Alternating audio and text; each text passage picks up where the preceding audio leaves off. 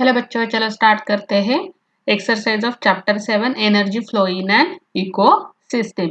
तो क्वेश्चन 1 है complete the following table, carefully study the carbon oxygen and nitrogen cycle. तो देखो यहाँ पे एक टेबल दिया है, हमें वो टेबल कंप्लीट करना है। तो क्या दिया है टेबल में?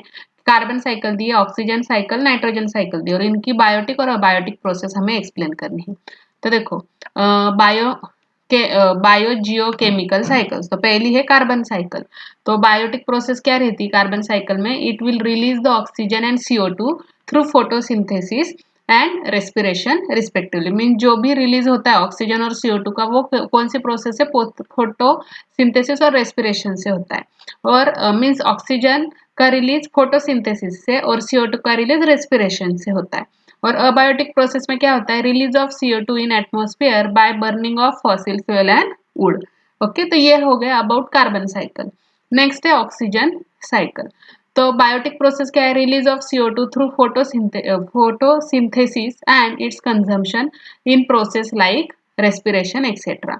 एंड अबायोटिक में क्या है? Photo dissociation of water vapor in the upper atmosphere as a result of which oxygen is released। Mean जो एटमॉस्फेयर में वेपर होता है, वाटर वेपर जो रहता है अपर एटमॉस्फेयर में, तो उससे ऑक्सीजन रिलीज होता है when water molecule are split by the light.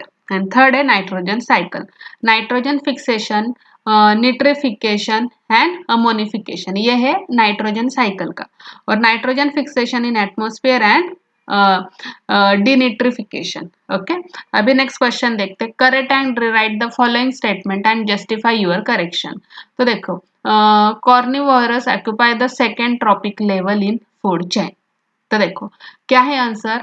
Carnivores occupy the third trophic level in food chain because, ये यहाँ पे सेकेंड ट्रॉपिक लेवल बोला है बट ये गलत है। तो करेक्ट क्या है?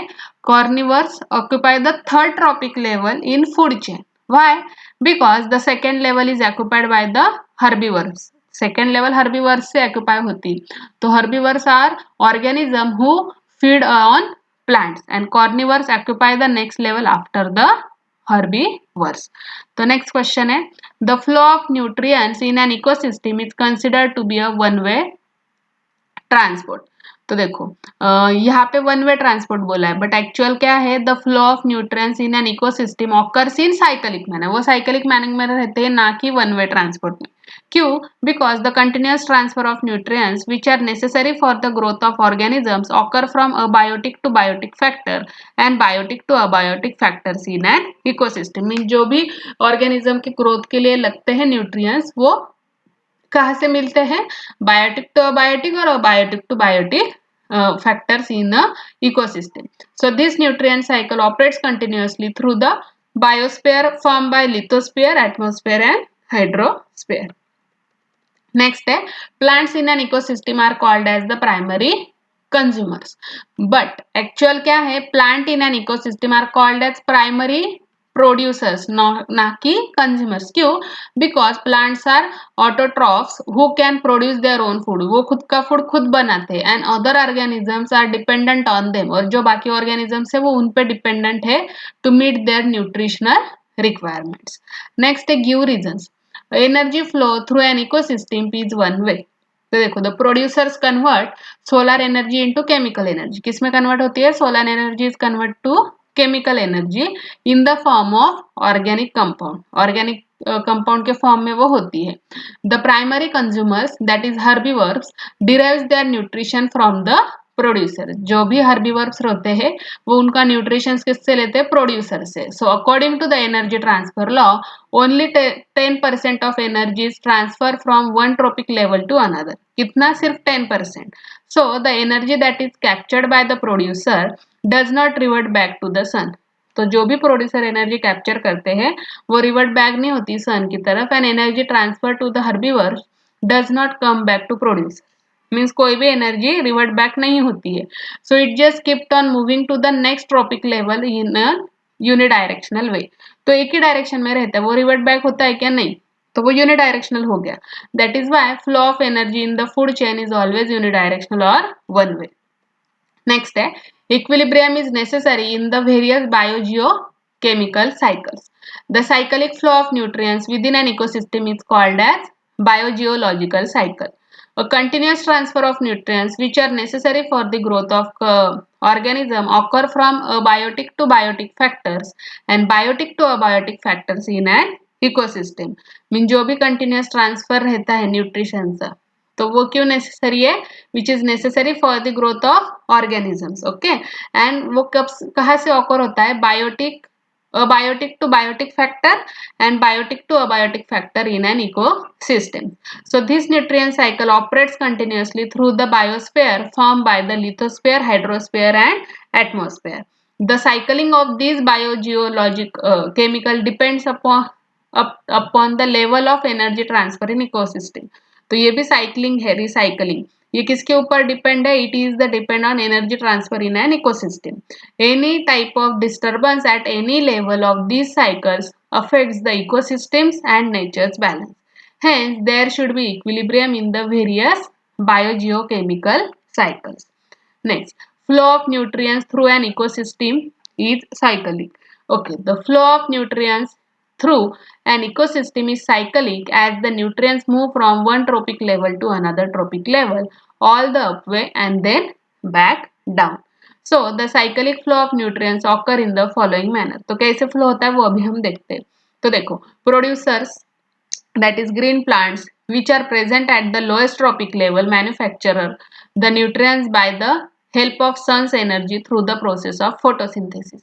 अभी देखो जो ग्रीन प्लांट्स रहते हैं या फिर प्रोड्यूसर भी आप बोल सकते हैं जो प्रेजेंट रहते हैं low level low trophic level पे तो वो जो उनका न्यूट्रिएंट्स है वो कैसे बनाते हैं with the help of sun's energy okay और वो उस प्रोसेस को बोलते हैं हम फोटोसिंथेसिस तो with the help of photosynthesis process they can produce their nutrients. So these nutrients manufactured by the producer are passed on the primary consumers or herbivores. The secondary consumers feed on primary consumers resulting in the passage of nutrients from one primary consumer to secondary consumer. तो क्या होता है ये जो सारे nutrients होते हैं ना वो pass होते हैं from one primary to secondary consumers. So the tertiary and quaternary consumers also obtain the nutrients from feeding one or all other the lower trophic levels. So finally these nutrients are transferred back to the soil. तो जो भी nutrients होते हैं ना वो फिर से soil को मिलते हैं from the higher trophic level to lower trophic level और through the decomposition ऐसे आप बोल सकते हो. So the process of decomposition is carried out by organisms such as bacteria and fungi. अभी next question है explain the following cycles in your one words with suitable diagram. तो first है carbon cycle तो देखो ये diagram हो गई carbon cycle की जिसमें देखो ये सनलाइट है यहाँ पे देखो ये प्लांट रेस्पिरेशन है यहाँ पे कुछ फैक्ट्री वगैरह है ऑटोमोबाइल एंड फैक्ट्री एमिशंस तो एटमॉस्फेयर में CO2 गैस क्या हो रहा है क्रिएट हो रहा है ये एनिमल रेस्पिरेशन से भी CO2 गैस मिलता है प्लांट रेस्पिरेशन से भी CO2 दैट इज कार्बन मिलता है और फोटोसिंथेसिस से भी carbon is incorporated in plant so this is transfer of carbon to animals okay तो इस तरह से ये साइकिल कंप्लीट हो रही है तो देखो अभी हम उसके बारे में पढ़ते हैं so carbon enters life form through the process of photosynthesis. So during the photosynthesis, carbon dioxide and water combine to produce the glucose and oxygen. तो क्या रहता है ये जो फोटोसिंथेसिस रहता है उस तब क्या रहता है जो कार्बन डाइऑक्साइड और वाटर होता है वो कंबाइनली क्या प्रोड्यूस करते हैं ग्लूकोज और ऑक्सीजन प्रोड्यूस करते हैं so this changes the atmospheric carbon into glucose and molecules तो जो भी एटमॉस्फेरिक कार्बन रहता है उसका कन्वर्जन हो जाता है ग्लूकोज एंड मॉलिक्यूल्स में तो जो ग्लूकोज है which is the source of food is utilize by the organisms to produce the energy during respiration तो ये जो ग्लूकोज रहते हैं ये क्या काम करते हैं फूड क्रिएट कर काम करते हैं जो कि ऑर्गेनिज्म को लगता है to produce the energy during respiration so during this process glucose is broken down into presence and absence of oxygen to produce the carbon dioxide. Another process that release the carbon dioxide is combustion or burning. Many substances release the carbon dioxide on burning.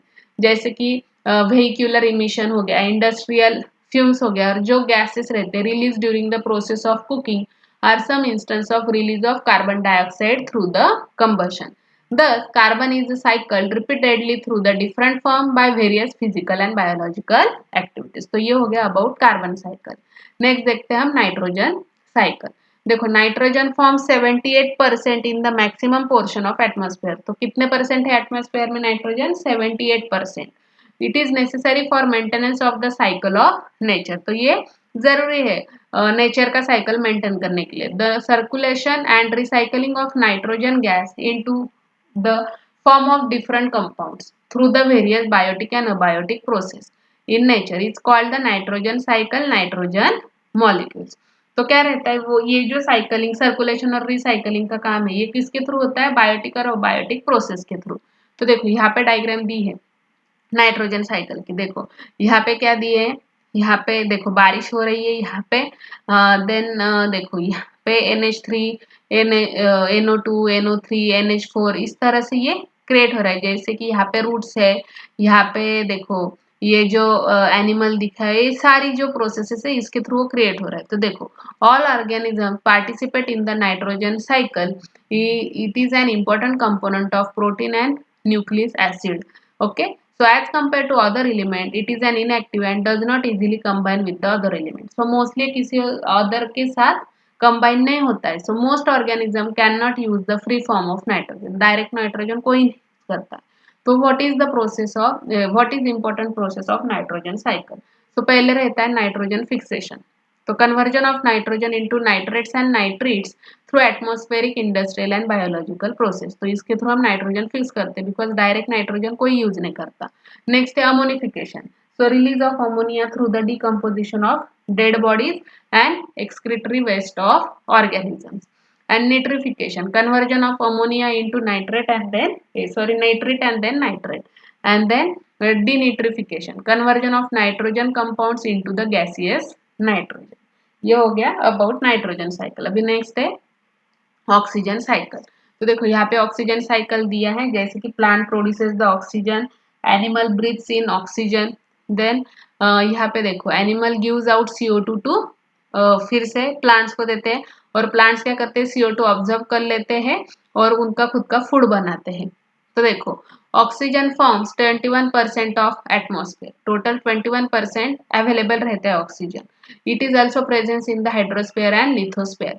So circulation and recycling of oxygen within the biosphere is called as oxygen cycle। तो जो भी circulation और recycling होता है oxygen का within the biosphere only उसे हम oxygen cycle बोलते हैं। So this cycle to include both the biotic and abiotic components. तो ऑक्सीजन ये है ये कंटिन्यूसली प्रोड्यूस्ड होता है as well as also used in the atmosphere. So oxygen is highly reactive and is readily reacts with the other element and compounds. तो oxygen highly reactive, ये तुरंत react हो जाता है किसी के साथ भी और अदर कंपोनेंट के साथ भी वो इजीली रिएक्ट होता है। So as oxygen is found in various forms like molecular oxygen that is O2, water that is H2 and carbon dioxide that is CO2, inorganic compounds etcetera. So the oxygen cycle of biosphere is extremely complex. तो ये बहुत complex cycle है। Oxygen is released in the process of photosynthesis, whereas it is used in the process like respiration, combustion, decomposition, corrosion, rusting, etc. तो जो respiration, combustion, decomposition, corrosion, rusting है इन सारे process में mostly oxygen use होता है। अभी next question है what would you to do to help maintain the equilibrium in various biogeochemical cycles, explain in brief। तो देखो biogeochemical cycles are the basis of life। It is the basis of life and play an important role in the maintenance of life on earth। तो जो भी life maintain करनी है अर्थ पे तो इसमें वो बहुत जरूरी काम करता है। So any kind of disturbance to this cycles can result in destruction of life. अगर इसमें कुछ भी डिस्टर्बेंस आएगा तो अपना जो लाइफ है वो डिस्ट्रक्ट हो जाएगा। So we have seen from all the biological cycle that plants plays a crucial role in these cycles। Plants are required for existence of life on earth। Plant बहुत ही जरूरी है अगर हमें लाइफ जीनी है और अर्थ पे रहना है तो any kind of harms to them can directly affect the life of earth. So deforestation due to the industrialization and increase the population has resulted into the loss of forest cover on the earth. In order to maintain the equilibrium in biological cycle, following steps should be undertaken।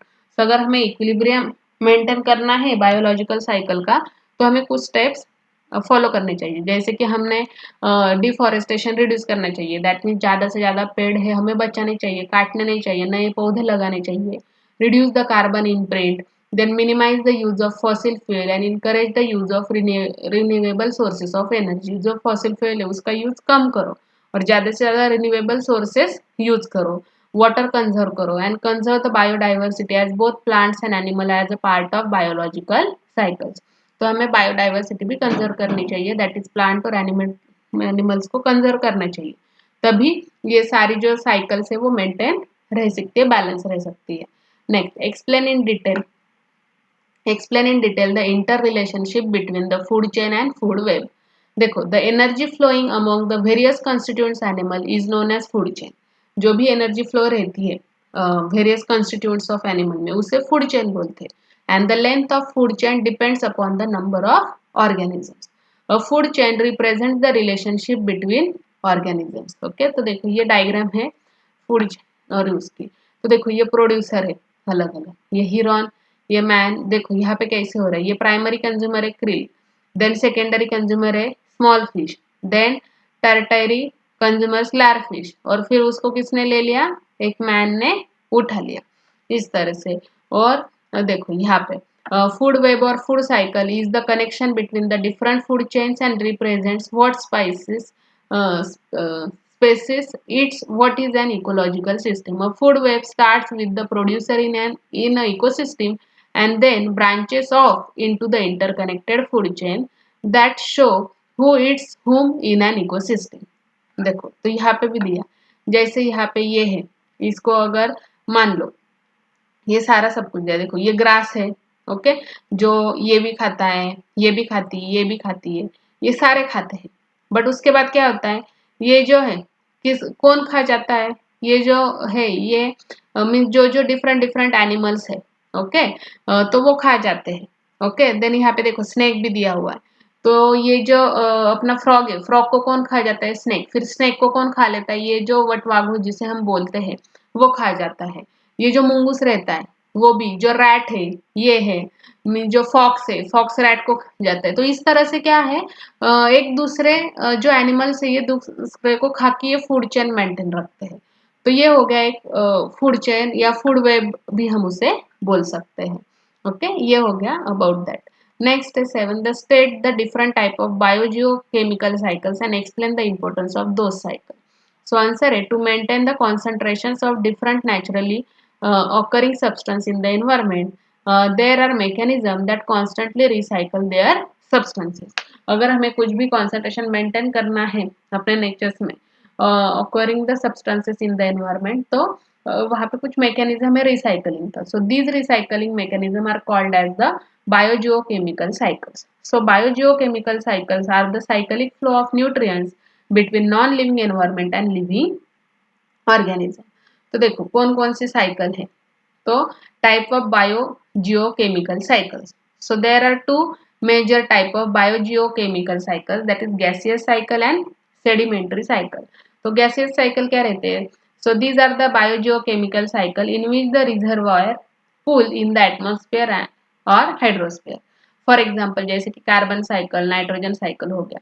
और sedimentary means these are the biogeochemical cycles in which the reservoir pool is generally lithosphere, जिसमें mostly lithosphere use होता है, जैसे कि phosphorus cycle, sulphur cycle etcetera. तो अभी हम एक नाइट्रोजन साइकिल देखते हैं. देखो यहाँ पे भी जो फॉसिल फ्यूल इमिशन हो रहा है, देन यहाँ पे गैसियस एटमॉस्फेरिक नाइट्रोजन स्टोर हो रहा है. देखो यहाँ पे ये ऑर्गेनिक मैनर है, यहाँ पे ये बारिश हो रही है, यहाँ पे गैसियस लॉस हो रहा है N2 और N2O, then nutrification, plant consumption, nitrates, nutrification, ये सारी साइकिल यहाँ पे दी है. So the concentration of nitrogen in the atmosphere is about 78%. So nitrogen is essential for all the life forms. It is the structural component of many important biomolecules such as DNA, RNA and vitamins. So ये diagram आपने देखी. So देखो nitrogen cycle involves conversion of nitrogen form into the element from in the atmosphere into simpler molecular in the soil, water. This further gets converted into more complex molecular in the living beings. Finally, the complex molecules are reduced and released back into the atmosphere as a simple nitrogen molecules. Next है oxygen cycle. Oxygen cycle जैसे कि हमने ये देखा cycle कि photosynthesis atmospheric में O2 आ रहा है, फिर वो कंज्यूम कर रहा है, फिर रेस्पिरेशन से CO2 और H2 आ रहा है, ये यही हो गई ऑक्सीजन साइकिल। तो oxygen is an important component of life, we can not survive without the oxygen. It comprises about 21% of atmospheric air, तो कितना परसेंट है? 21%। It also present in the dissolve form in the water, जैसे कि H2 हम बोलते हैं, and help in survival of aquatic life. In combined form, it is found both in the earth crust and in the air. In the air, it occurs as a carbon dioxide. In the crust, it is present as a oxide of most metal and silicon, and also as a carbonate, sulfate, nitrate, and other minerals. Oxygen is also a part of several essential biomolecules such as carbohydrates, protein, nucleic acids, and fats.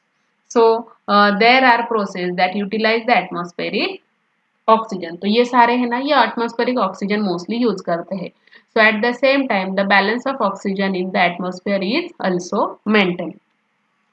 तो देखो oxygen is utilize during the respiration, combustion and formation of oxides of nitrogen. And oxygen is return to the atmosphere is only one major way, and that is the photosynthesis. इससे ही oxygen return मिलता है। और utilise किससे होता है? Respiration, combustion और formation of oxides of nitrogen. Next है carbon cycle. All the organic substances are made up of carbon. Fats, vitamin, nucleic acids, carbohydrates, and protein contains the carbon as a structural component. So carbonate salts form endoskeleton and exoskeleton of many animals. तो देखो ये हो गई carbon cycle. जैसे कि ये देखो यहाँ पे ऑटोमोबाइल फैक्ट्री यूज हो रही है, तो यहाँ से CO2 का एमिशन हो रहा है। देन प्लांट रेस्पिरेशन से भी होता है, एनिमल रेस्पिरेशन से होता है, फोटोसिंथेसिस से कार्बन कॉर्पोरेट होता है और देन वो ट्रांसफर होता है एनिमल्स की तरफ।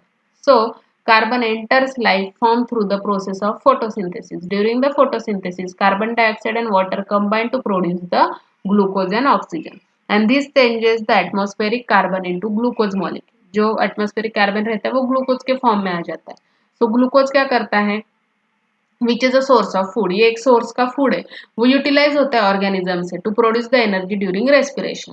सो during this process glucose is broken down into present substance of oxygen to produce the carbon dioxide. ये जो हमने अभी थोड़ी देर पहले भी यही क्वेश्चन हुआ था ना अपना, तो उसमें भी हमने पढ़ा, बट फिर से हम यहाँ पे ये क्वेश्चन में भी हमें ये एक्सप्लेन करना है। सो देखो another process that release the carbon dioxide is combustion और बर्निंग।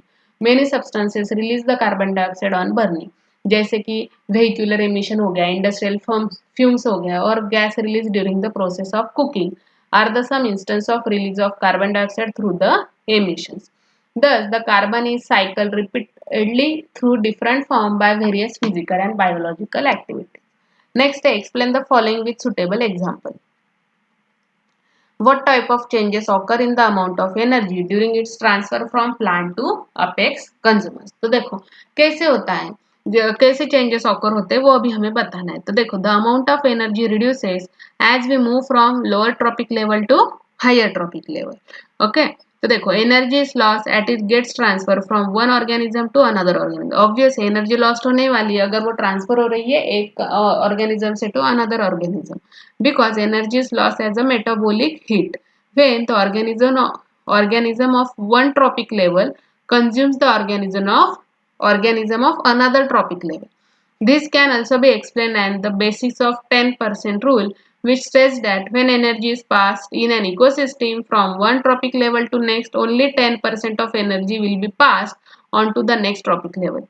तो जो एनर्जी लेवल का बेसिस है उसके अकॉर्डिंगली भी हम बता सकते हैं वो रूल के अकॉर्डिंगली कि सिर्फ 10% जो एनर्जी रहती है वो one level to another level pass होती है। So this can be explain with the help of energy pyramid in case of aquatic ecosystem. तो देखो यहाँ पे कितना है, सनलाइट मिल रहा है 1 लाख, देन वहाँ पे सिर्फ 10,000 ही हमें ये प्रोटो प्लैकेटन्स में मिल रहा है, देन ये zooplanktons and then fishes and then यहाँ पे ह्यूमंस। तो देखो ये कितना हो गया 10,000, यहाँ पे 1000 ही आया, यहाँ पे 100 और यहाँ पे सिर्फ 10 जूल आया। So as we move from lower trophic level to higher trophic level there is decrease in the amount of energy which is transfer. Okay, अभी नेक्स्ट क्वेश्चन है what are the difference between flow of water and of energy in an ecosystem and why. The major difference between the flow of matter and of energy is that the flow of matter occurs in cyclic manner. ये cyclic manner में होता है, that is it is recycled. However, the flow of energy in ecosystem is unidirectional, which means it is not recycled. Means जो flow of matter रहता है तो वो cyclic manner में होता है, वो हमेशा रिसाइकल होते रहता है, बट जो एनर्जी वो इकोसिस्टम की तो वो यूनिडायरेक्शनल रहती है, वो साइकिलिक मैनर में नहीं रहती.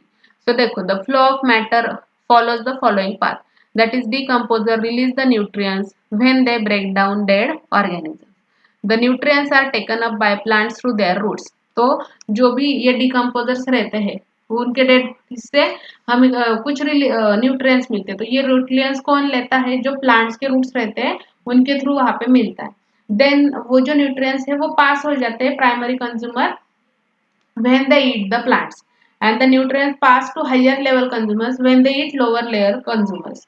When living things die, the cycle repeats. And in case of energy, the energy flow from one ecosystem in one direction, from photosynthesis organism to herbivores to carnivores and carnivores to decomposers.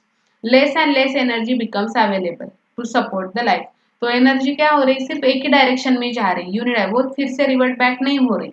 So this loss of usable energy occurs because each energy transfer results in dissipation of some energy into the environment as a heat.